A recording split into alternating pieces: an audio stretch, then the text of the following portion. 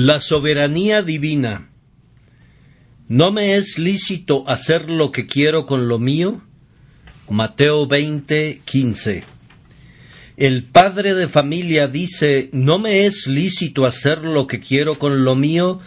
Y de la misma manera el Dios del cielo y de la tierra les hace esta pregunta a ustedes el día de hoy.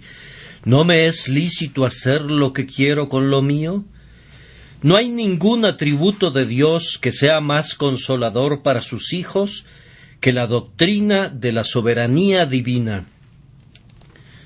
Bajo las más adversas circunstancias, en medio de las tribulaciones más severas, ellos creen que la soberanía ha ordenado sus aflicciones, que la soberanía los gobierna y que la soberanía los va a santificar a todos. No hay nada por lo que los hijos de Dios deban contender con más ahínco que por el dominio de su Señor sobre toda la creación, el reinado de Dios sobre todas las obras de sus propias manos, el trono de Dios y su derecho a sentarse sobre ese trono. Por otra parte, no hay doctrina más odiada por los hombres del mundo y no hay otra verdad que hayan convertido en una pelota de fútbol como la grandiosa, estupenda y muy cierta doctrina de la soberanía del infinito Jehová. Los hombres permitirán que Dios esté en cualquier lugar, excepto en su trono. Ellos le permitirán que esté en su taller para formar mundos y hacer estrellas. Le permitirán que esté en su casa de caridad repartiendo limosnas y entregando sus tesoros. Le permitirán que sostenga la tierra y mantenga firmes sus pilares, o que encienda las lámparas del cielo, o que gobierne las olas del océano, que siempre están en movimiento. Pero cuando Dios asciende a su trono, entonces sus criaturas rechinan los dientes. Y cuando nosotros proclamamos a un Dios entronizado y el derecho que tiene de hacer lo que quiera con lo suyo, a disponer de sus criaturas como lo crea conveniente sin consultarlos en la materia, entonces es cuando se burlan de nosotros y somos execrados, y entonces es cuando los hombres prestan oídos sordos a nuestras palabras, pues el Dios en su trono no es el Dios que ellos aman. Lo aman mejor en cualquier otro lugar de lo que lo hacen cuando Él se sienta con el cetro en su mano y su corona sobre su cabeza. Pero nosotros amamos predicar a Dios en su trono. Es el Dios en su trono en quien confiamos. Es el Dios en su trono a quien hemos estado cantando este día. Y es el Dios en su trono de quien hablaremos en este sermón. Sin embargo, voy a predicar únicamente acerca de una parte de la soberanía de Dios, y esa es la soberanía de Dios en la distribución de sus dones. En este respecto, yo creo que Él tiene el derecho de hacer lo que quiera con lo suyo y que Él ejerce ese derecho. Debemos admitir, antes de comenzar nuestro sermón, algo muy cierto, es decir, que todas las bendiciones son dones y que nosotros no tenemos ningún derecho a ellos por mérito propio. Yo pienso que cualquier mente razonable concederá esto. Y habiendo admitido lo anterior, nos esforzaremos para demostrar que Él tiene un derecho, viendo que esos dones le pertenecen para hacer lo que quiera, para retenerlos por completo si así le agrada, o para distribuirlos, si así decide hacerlo, para dárselos a algunos, pero no a otros, para no dárselos a nadie, o dárselos a todos, conforme parezca bien a sus ojos. ¿No me es lícito hacer lo que quiero con lo mío? Vamos a dividir los dones de Dios en 5 clases. En la primera clase tendremos los dones temporales, en la segunda los dones salvadores, en la tercera los dones honorables, en la cuarta clase los dones útiles y en la quinta clase los dones consoladores. De todos ellos diremos: ¿no me es lícito hacer lo que quiero con lo mío? Entonces, en primer lugar, tenemos los dones temporales. Es un hecho indisputable que Dios no ha dado lo mismo a todos los hombres en los asuntos temporales, que Él no ha distribuido a todas sus criaturas la misma cantidad de felicidad o la misma posición en la creación. Hay diferencias. Observen qué diferencia hay en los hombres en lo personal, pues vamos a considerar principalmente a los hombres. Uno nace como Saúl, que del hombro arriba sobrepasaba a cualquiera del pueblo. Otro vivirá toda su vida como Zaqueo, un hombre de corta estatura. Uno tiene un cuerpo escultural y es bello, y otro es débil y está lejos de tener una hermosa figura. ¿A cuántos no encontramos cuyos ojos nunca se han gozado en la luz del sol, cuyos oídos nunca han escuchado los encantos de la música, y cuyos labios nunca han pronunciado sonidos inteligibles o armoniosos? Camina por la tierra y encontrarás hombres superiores a ti en vigor, salud y figura, y encontrarás a otros que son tus inferiores en estas mismas cosas. Algunos de los aquí presentes son preferidos muy por encima de sus semejantes por su aspecto físico, y otros caen muy abajo en la balanza y no cuentan con nada que los pueda llevar a gloriarse en la carne. ¿Por qué Dios ha dado a un hombre belleza y a otro no se la ha dado? A uno le ha dado todos sus sentidos, mientras que a otro solo unos cuantos. ¿Por qué en algunos se le ha despertado el sentido del entendimiento, mientras que otros están obligados a cargar con un cuerpo terco y lento? Nosotros respondemos, y que los demás digan lo que quieran, que no se puede dar ninguna otra respuesta excepto esta: sí, Padre, porque así te agradó. Los viejos fariseos preguntaban: ¿quién pecó, éste o sus padres, para que haya nacido ciego? Sabemos que no fue a causa del pecado de sus padres, ni del pecado del hijo, que éste haya nacido ciego, o que otros hayan sufrido desgracias similares, sino que Dios ha hecho como ha querido en la distribución de sus beneficios terrenales, y así ha dicho al mundo: ¿no me es lícito hacer lo que quiero con lo mío? Observen también qué diferencia existe en la distribución de los dones mentales. No todos los hombres son como Sócrates, solo hay unos cuantos como Platón. Eventualmente, por aquí y por allá, nos encontramos con un Bacon. Muy de vez en cuando conversaremos con Sir Isaac Newton.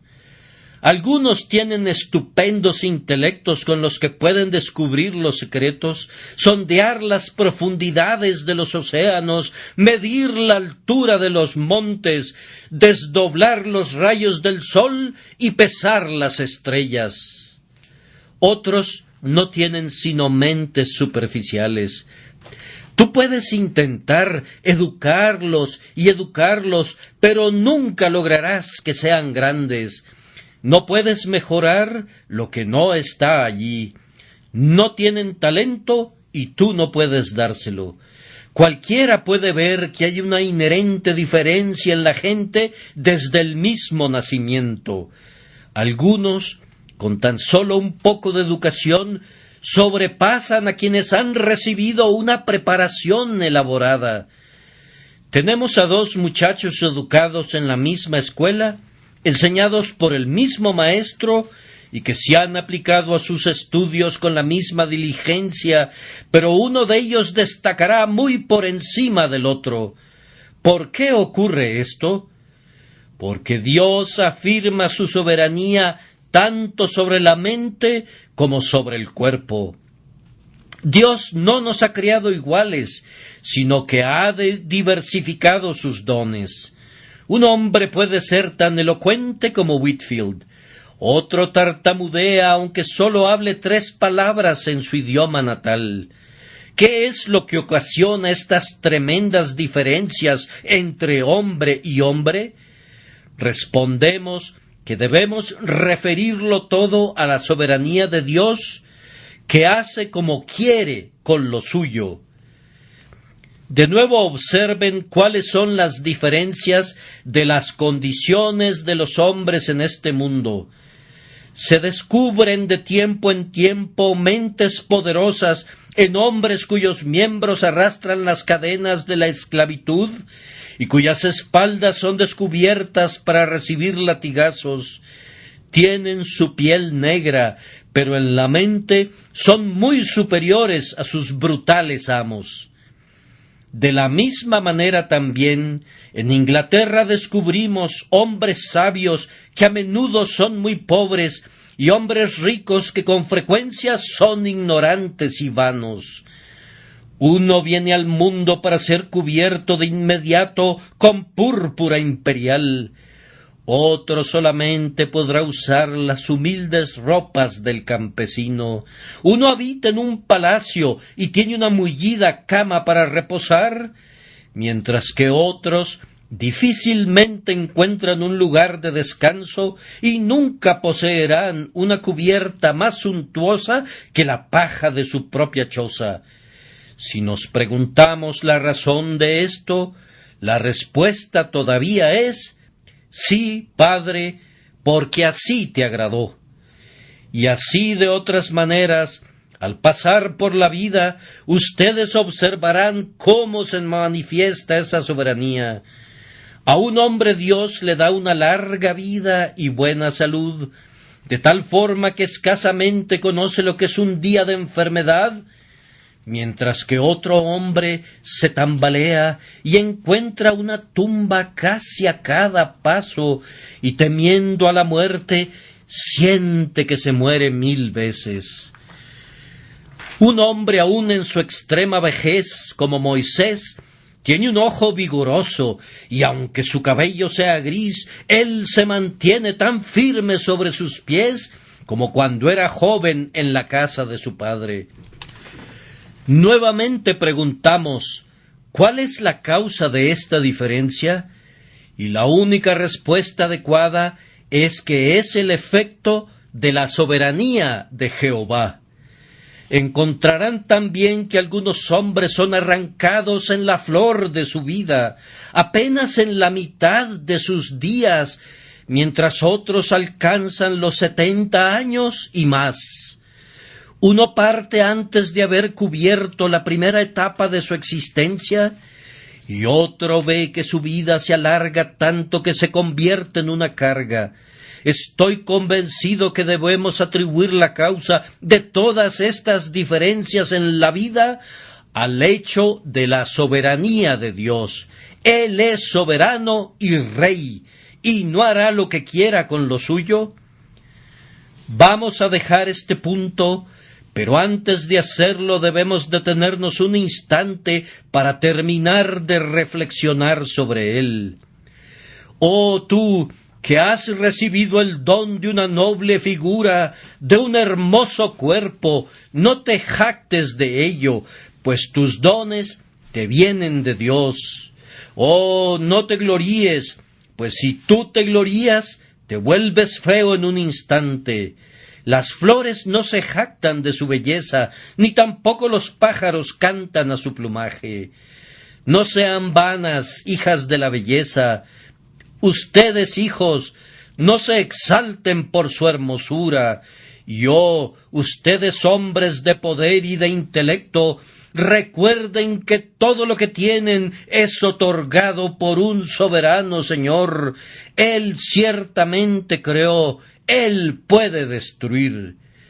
No hay muchos pasos que separen al más poderoso intelecto del idiota más desvalido. El pensamiento profundo casi toca la locura. Tu cerebro puede ser trastornado en cualquier momento y estarías condenado desde ese momento a vivir como un loco. No te jactes de todo lo que sabes, pues aún el pequeño conocimiento que tienes te ha sido dado. Por tanto, digo, no te exaltes por encima de toda medida, sino que usa lo que Dios te ha dado para el servicio de Dios, pues es una dádiva real y no debes despreciarla. Pero si el soberano Señor te ha dado un talento y nada más, no lo escondas en una servilleta, sino que úsalo bien, y entonces puede suceder que Él te dé más. Bendice al Señor porque tienes más que otros, y dale gracias porque te ha dado menos que otros, pues tú tienes menos que acarrear sobre tus hombros, y entre más ligera sea tu carga, menos motivos tendrás para gemir mientras prosigues tu camino hacia una tierra mejor. Entonces bendice a Dios si tú posees menos que tus semejantes, y contempla su bondad tanto en el retener como en el dar. Hasta este momento, la mayoría estará de acuerdo con lo que hemos dicho, pero cuando llegamos al segundo punto, los dones salvadores, habrán muchos que ya no estarán de acuerdo, ya que no pueden aceptar nuestra doctrina. Cuando aplicamos esta doctrina concerniente a la soberanía divina, a la salvación del hombre, entonces vemos que los hombres se levantan para defender a sus pobres semejantes, a quienes consideran como perjudicados por la predestinación de Dios.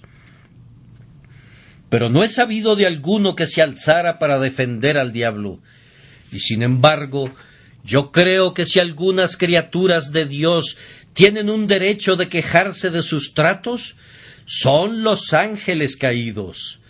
Por su pecado fueron arrojados del cielo de inmediato, y no podemos leer en ningún lado que alguna vez se les haya enviado algún mensaje de misericordia. Una vez echados fuera, su condenación fue sellada. Mientras que a los hombres se les dio una tregua, la redención fue enviada a su mundo, y un gran número de ellos fue elegido para vida eterna. ¿Por qué no contender con la soberanía, tanto en un caso como en el otro? Decimos que Dios ha elegido un pueblo escogido de la raza humana, y su derecho de hacer esto es negado. Pero yo pregunto, ¿por qué no se discute igualmente el hecho que Dios ha elegido a los hombres y no a los ángeles caídos, o su justicia en tal elección? Si la salvación fuera un asunto de derecho, ciertamente los ángeles tendrían tanto derecho como los hombres. ¿Acaso no estaban colocados en una dignidad superior? ¿O acaso pecaron más? Creemos que no. El pecado de Adán fue tan deliberado y completo que no podemos imaginar un pecado mayor que el que cometió. Si los ángeles expulsados del cielo hubieran sido restaurados, ¿no habrían prestado un mayor servicio a su Hacedor del que nosotros podemos prestar jamás? Si se nos hubiera permitido juzgar este asunto, habríamos liberado a los ángeles y no a los hombres. Admiren, pues, el amor y la soberanía divinos, ya que mientras los ángeles fueron hechos pedazos, Dios ha levantado un número de elegidos de la raza de los hombres para ponerlos entre príncipes, por medio de los méritos de Jesucristo nuestro Señor. Observen de nuevo la soberanía divina en el hecho que Dios eligió a la raza de los israelitas y dejó a los gentiles en la oscuridad durante años. ¿Por qué Israel fue instruido y salvado, mientras que a Siria se le dejó para que pereciera en la idolatría? ¿Acaso era esa raza más pura en su origen y mejor en su carácter que la otra? ¿Acaso los israelitas no tomaron miles de veces falsos dioses para ellos y provocaron la ira y el aborrecimiento del Dios verdadero? ¿Por qué fueron favorecidos por encima de sus semejantes? ¿Por qué el sol del cielo brilló sobre ellos, mientras que todas las naciones de los alrededores fueron dejadas en la oscuridad y millones fueron hundidos en el infierno? ¿Por qué? La única respuesta que puede darse es esta: que Dios es un soberano y de quien quiere tiene misericordia, y al que quiere endurecer, endurece. Y ahora también, ¿por qué Dios nos ha enviado su palabra, mientras que una multitud de personas permanece todavía sin su palabra? ¿Por qué cada uno de nosotros viene al tabernáculo de Dios domingo tras domingo, gozando del privilegio de escuchar la voz del ministro de Jesús, mientras que otras naciones no han sido bendecidas de esa manera?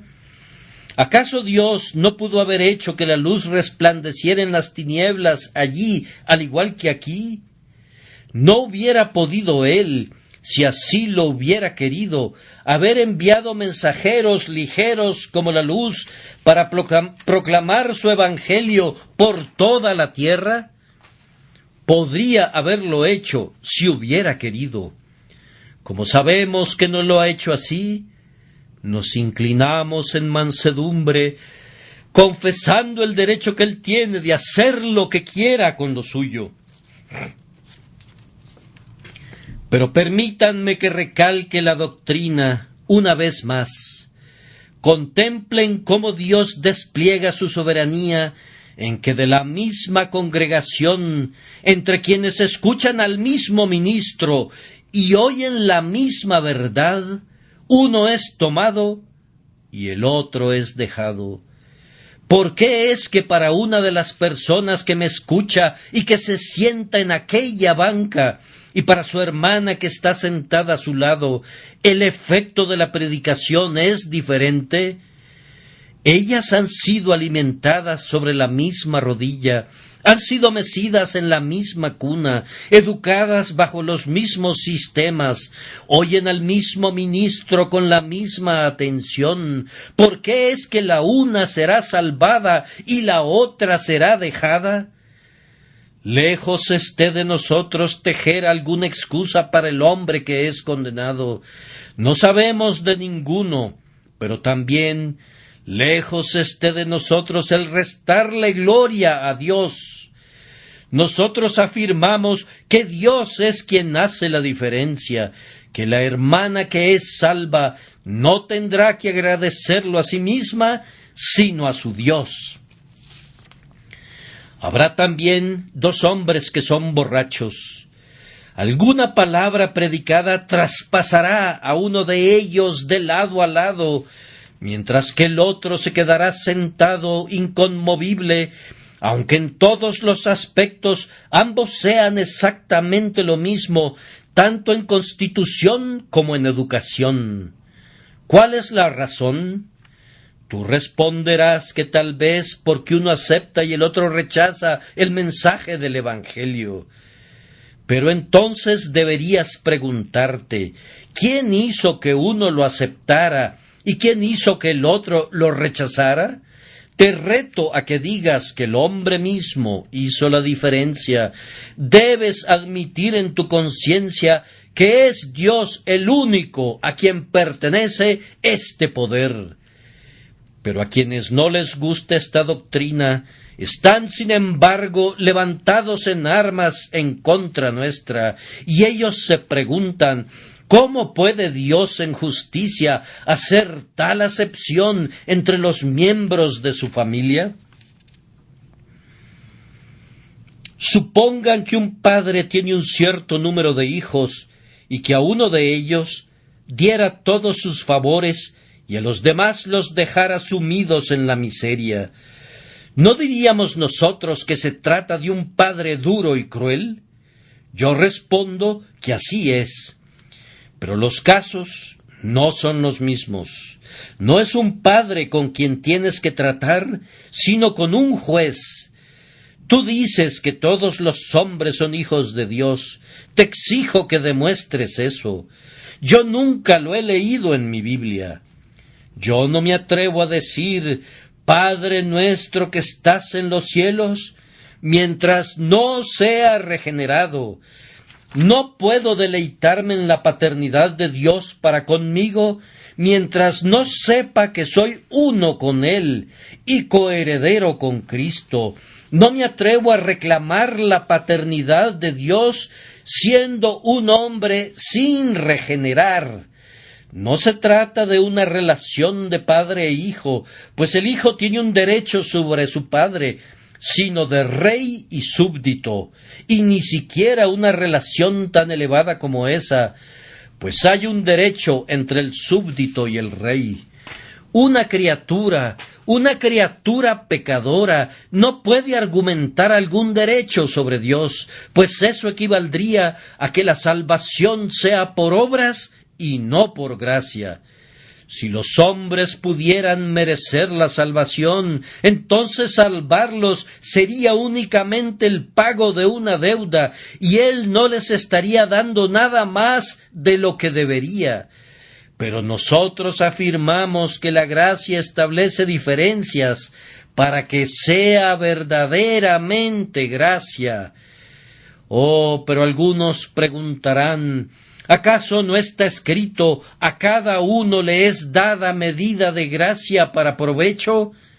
Si a ustedes les gusta repetir esa maravillosa cita que a menudo se me viene a la cabeza, pueden hacerlo, pues no es una cita de la Escritura, a menos que fuera de una edición arminiana. El único pasaje que se asemeja de alguna manera a este se refiere a los dones espirituales de los santos y únicamente de los santos. Pero yo afirmo que, admitiendo la suposición de ustedes, si a cada uno le es dada una medida de gracia para provecho, sin embargo, Él ha dado a ciertos una medida de gracia particular para que sea realmente provechosa. Pues, ¿qué entienden ustedes por gracia que sea provechosa? Yo puedo entender los adelantos del hombre en el uso de gracia perfeccionada, pero no puedo entender una gracia perfeccionada y usada por el poder del hombre. La gracia no es algo que yo uso, la gracia es algo que me usa a mí. Pero la gente habla de gracia como si fuera algo que ellos pueden usar, y no como una influencia que tiene poder sobre ellos. La gracia no es algo que yo pueda perfeccionar, sino algo que me perfecciona, que me emplea, que obra en mí. Y que la gente hable lo que quiera acerca de la gracia universal, todo eso es absurdo. No existe tal cosa, ni puede existir. Pueden hablar correctamente de bendiciones universales, ya que vemos que los dones naturales de Dios están esparcidos por todas partes, más o menos, y los hombres pueden recibirlos o rechazarlos. Sin embargo, no sucede lo mismo con la gracia. Los hombres no pueden tomar la gracia de Dios y emplearla para transportarse ellos mismos de las tinieblas a la luz. La luz no viene a las tinieblas diciendo úsame, sino que la luz viene y ahuyenta a las tinieblas. La vida no viene al hombre que está muerto diciéndole úsame y ser restaurado a la vida, sino que viene con un poder propio y restaura la vida. La influencia espiritual no viene a los huesos secos diciéndoles usen este poder y revístanse de carne, sino que viene y los reviste de carne y la obra está hecha. La gracia es algo que viene y ejerce una influencia sobre nosotros. Únicamente la voluntad soberana de Dios nos convierte en herederos de la gracia, nacidos a imagen de su Hijo, una raza creada de nuevo. Y nosotros les decimos a todos ustedes que rechinan sus dientes al oír esta doctrina, ya sea que lo sepan o no, que ustedes tienen una buena dosis de enemistad contra Dios en sus corazones, pues hasta que no sean conducidos a conocer esta doctrina, hay algo que todavía no han descubierto, que los opone a la idea de un Dios absoluto, un Dios sin límites, un Dios sin cadenas, un Dios inmutable y un Dios con un libre albedrío que a ustedes les encanta demostrar que poseen las criaturas. Estoy persuadido que la soberanía de Dios debe ser sostenida por nosotros si queremos gozar de un saludable estado mental. La salvación es de Jehová. Entonces denle toda la gloria a su santo nombre, a quien pertenece toda la gloria. En tercer lugar, vamos a considerar ahora las diferencias que Dios a menudo establece en su iglesia en cuanto a dones honorables. Hay una diferencia hecha entre los propios hijos de Dios cuando son sus hijos. Fíjense en lo que quiero decir. Uno tiene el don honorable del conocimiento, mientras que otro sabe muy poco. Me encuentro de vez en cuando con un amado hermano cristiano con quien podría hablar durante un mes y le aprendería algo cada día. Ha tenido una profunda experiencia, él se ha asomado a las cosas profundas de Dios y toda su vida ha sido un perpetuo estudio donde quiera que ha estado. Él parece haber recogido pensamientos no simplemente de los libros, sino también de los hombres, de Dios y de su propio corazón. Él conoce todos los recodos y los embrollos de la experiencia cristiana. Él entiende las alturas, las profundidades, las longitudes y las anchuras del amor de Cristo que exceden a todo conocimiento. Él ha conseguido una idea grande, un íntimo conocimiento del sistema de gracia y puede defender los tratos del Señor con su pueblo. Luego te encuentras con otro que ha pasado por muchos problemas, pero que no tiene un profundo conocimiento de la experiencia cristiana. No aprendió ni un solo secreto en todas sus tribulaciones. Salía a tropiezos de un problema para meterse de inmediato en otro, pero nunca se detuvo para levantar alguna de las joyas que estaban enterradas en el lodo. Nunca intentó descubrir las preciosas perlas escondidas en sus aflicciones. Sabe apenas un poco más acerca de las alturas y de las profundidades del amor del Salvador de lo que sabía cuando vino por primera vez al mundo. Puedes conversar con un hombre así tanto como quieras, pero no obtendrás nada de él. Si te preguntas por qué ocurre eso, yo respondo que hay una soberanía de Dios que otorga conocimiento a algunos y no a los otros. El otro día iba caminando con un cristiano anciano que me comentaba cuánto se ha beneficiado por mi ministerio. No hay nada que me humille más que el pensamiento de que ese anciano creyente recibiera experiencia en las cosas de Dios y recibiera instrucción en los caminos del Señor de un simple bebé en la gracia. Pero yo espero, cuando yo sea un anciano, si vivo y llego a ser uno, que algún bebé en la gracia me instruya. Dios cierra la boca del viejo algunas veces y abre la boca del niño. ¿Por qué somos maestros de cientos de personas que son, en muchas áreas, más capaces de enseñarnos a nosotros? La única respuesta que podemos encontrar está en la soberanía divina y debemos inclinarnos ante ella, pues ¿acaso no tiene Él el derecho de hacer lo que quiera con lo suyo? En lugar de envidiar a los que tienen el don del conocimiento, deberíamos procurar obtenerlo, si es posible. En lugar de sentarnos a murmurar, diciendo que no tenemos más conocimiento, debemos recordar que el pie no puede decirle a la cabeza, ni la cabeza al pie, no tengo necesidad de ti, pues Dios nos ha dado talentos conforme ha querido. De nuevo observen, al hablar de dones honorables, que no sólo el conocimiento, sino también el servicio es un don honorable. No hay nada más honorable para un hombre que el oficio de diácono o ministro. Nosotros engrandecemos nuestro oficio, pero no nos engrandecemos a nosotros mismos. Sostenemos que no hay nada que dignifique más a un hombre que el ser nombrado para un oficio en una iglesia cristiana. Yo prefiero ser un diácono de una iglesia que ser alcalde de la ciudad de Londres. Yo considero que ser un ministro de Cristo es un honor infinitamente más elevado que cualquier honor que el mundo pueda otorgar.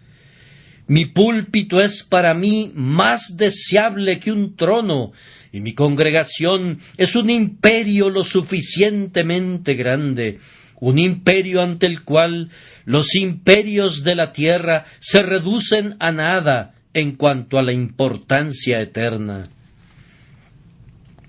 ¿Por qué envía Dios, por el Espíritu Santo, un llamamiento especial a un hombre para que sea un ministro y pasa por alto a otro?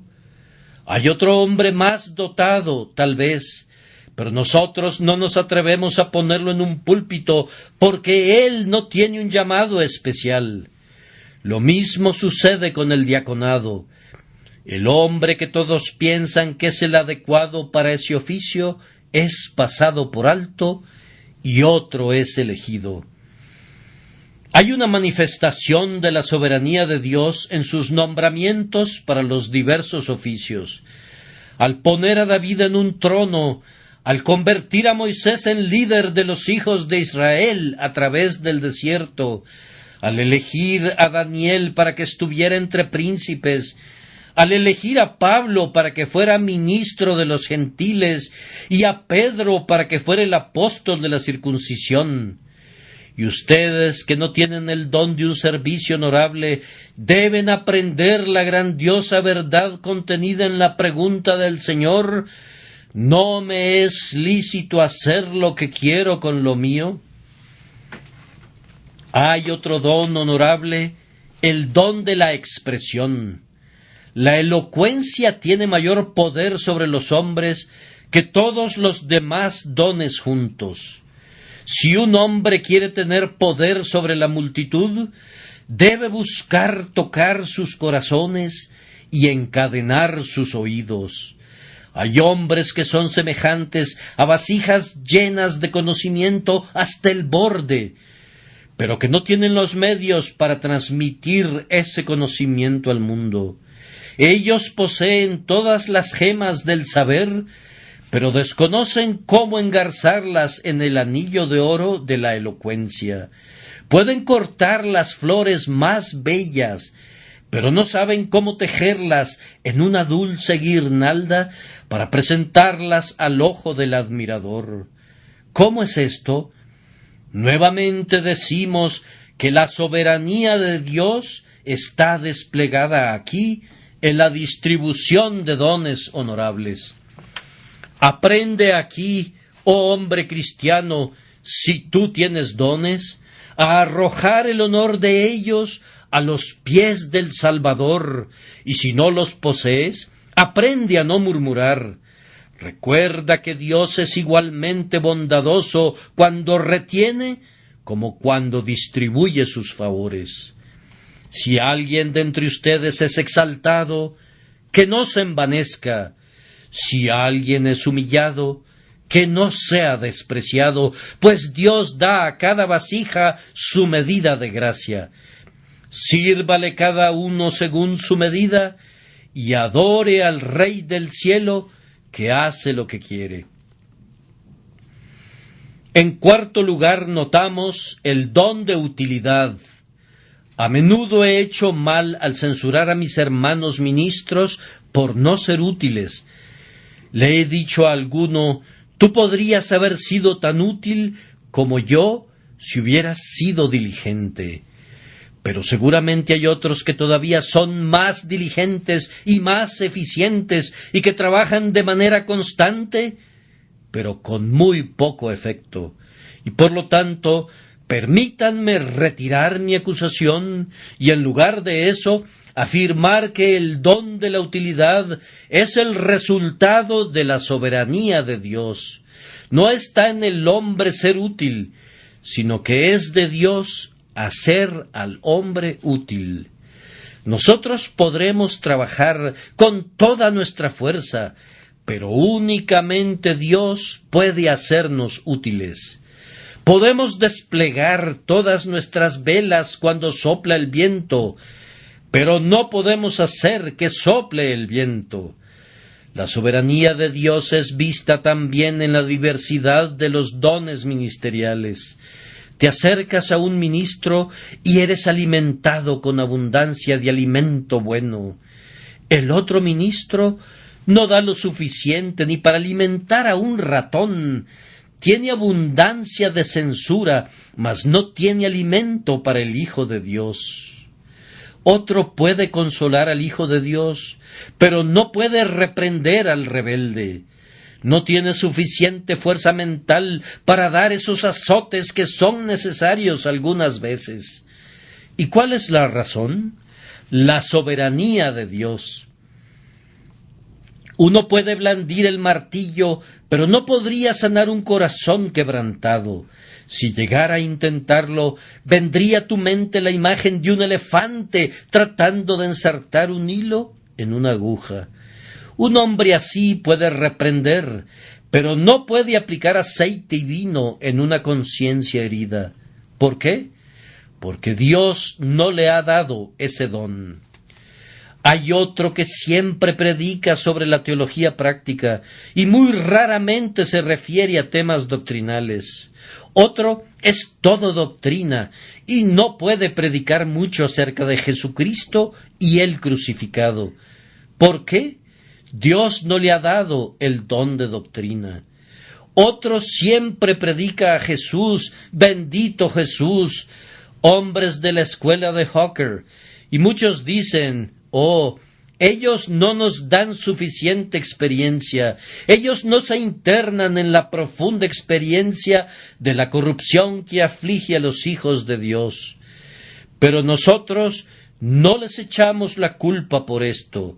Ustedes notarán que del mismo hombre brotarán a veces arroyos de agua viva, mientras que en otros momentos estará totalmente seco. Un domingo te retiras de la iglesia refrescado por la predicación y el domingo siguiente no recibes ningún bien. Hay soberanía divina en todo esto y debemos aprender a reconocerla y admirarla. En una ocasión, la semana pasada, estaba yo predicando a una gran multitud de personas y en una parte del sermón la gente estaba muy conmovida. Yo sentí que el poder de Dios estaba allí. Una pobre criatura gritó de manera audible debido a la ira de Dios contra el pecado. Pero en otro momento las mismas palabras pudieran haber sido expresadas y pudo haber existido el mismo deseo en el corazón del ministro sin que se produjera ningún efecto. Yo digo que debemos identificar la soberanía divina en todos esos casos. Debemos reconocer la mano de Dios en todo, pero la presente generación es la más impía que haya pisado la tierra jamás. Lo creo verdaderamente. En los días de nuestros padres, tan pronto caía un chaparrón, ellos declaraban que era obra de Dios que cayera, y tenían oraciones para que lloviera, oraciones para que hiciera sol, y oraciones para la cosecha. Oraban cuando una gavilla se incendiaba, así como cuando el hambre desolaba la tierra. Nuestros antepasados decían: el Señor lo ha hecho. Pero ahora nuestros filósofos tratan de explicarlo todo y atribuyen todos los fenómenos a segundas causas. Pero, hermanos, nosotros debemos atribuir el origen y la dirección de todas las cosas al Señor, y únicamente al Señor. Finalmente, los dones consoladores son de Dios. Oh, qué dones de consolación gozamos algunos de nosotros en las ordenanzas de la casa de Dios y en un ministerio que es productivo. Pero ¿cuántas iglesias no tienen un ministerio de ese tipo? Y entonces, ¿por qué lo tenemos nosotros? Porque Dios ha establecido esa diferencia. Algunos de los que me escuchan tienen una sólida fe y se pueden reír de los imposibles. Somos capaces de cantar una canción en medio del mal tiempo, tanto en la tempestad como en la calma. Pero hay otra persona con poca fe que está en peligro de tropezar con cada brizna de paja. Nosotros atribuimos la fe eminente enteramente a Dios. Uno nace con un temperamento melancólico y ve que una tempestad siempre se está generando en medio de la calma, mientras que otro está contento y ve bordes de plata en cada nube, no importa cuán negra sea, y es un hombre feliz. ¿Pero por qué sucede esto? Los dones consoladores provienen de Dios. Y luego observen que nosotros mismos diferimos a ratos. Durante un tiempo podremos tener un bendito intercambio con el cielo y nos es permitido mirar al interior del velo. Pero súbitamente estos gozos deleitables se esfuman. ¿Acaso murmuramos por causa de eso? ¿No puede hacer Él lo que quiera con lo que es suyo? ¿No puede quitar lo que ha dado? Los consuelos que poseemos fueron suyos antes que fueran nuestros. Y aunque me quitaras todo, yo no me quejaría. Antes que yo lo poseyera, todo era enteramente tuyo. No hay gozo del espíritu, ni abundante esperanza bendita, ni una gran fe, ni un deseo ardiente, ni una cercana comunión con Cristo, que no sean un don de Dios y que no debamos atribuirlo a Él. Cuando estoy en tinieblas y sufro desilusiones, miro a lo alto y digo: Él da cánticos en la noche. Y cuando soy conducido al regocijo, digo: mi monte permanecerá firme para siempre. Dios es un soberano Jehová, y por tanto me postro a sus pies, y si perezco, voy a perecer allí. Pero déjenme decir, hermanos, que esta doctrina de la soberanía divina está muy lejos de hacer que ustedes se sienten con pereza, sino que espero en Dios que tendrá la tendencia de humillarlos y de conducirlos a decir: yo soy indigno de la más pequeña de todas tus misericordias. Siento que tú tienes el derecho de hacer conmigo lo que quieras. Si tú me aplastas a mí, pobre gusano indefenso, no serás afrentado. No tengo el derecho de pedirte que tengas compasión de mí, excepto esto, que necesito tu misericordia. Señor, si tú quieres, Tú puedes perdonar y jamás diste tu gracia a alguien que la necesitara más ardientemente.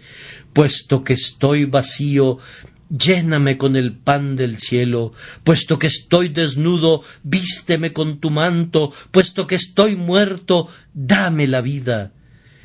Si suplicas así, con toda tu alma y con toda tu mente, aunque Jehová es soberano, Él extenderá su cetro y salvará, y vivirás para adorarlo en la belleza de su santidad, amando y adorando su soberanía llena de gracia. El que creyere, es la declaración de la Escritura, y fuere bautizado, será salvo, mas el que no creyere, será condenado. El que cree únicamente en Cristo y es bautizado con agua en el nombre del Padre y del Hijo y del Espíritu Santo, será salvo, pero el que rechace a Cristo y no crea en Él, será condenado. Ese es el decreto soberano y la proclamación del cielo.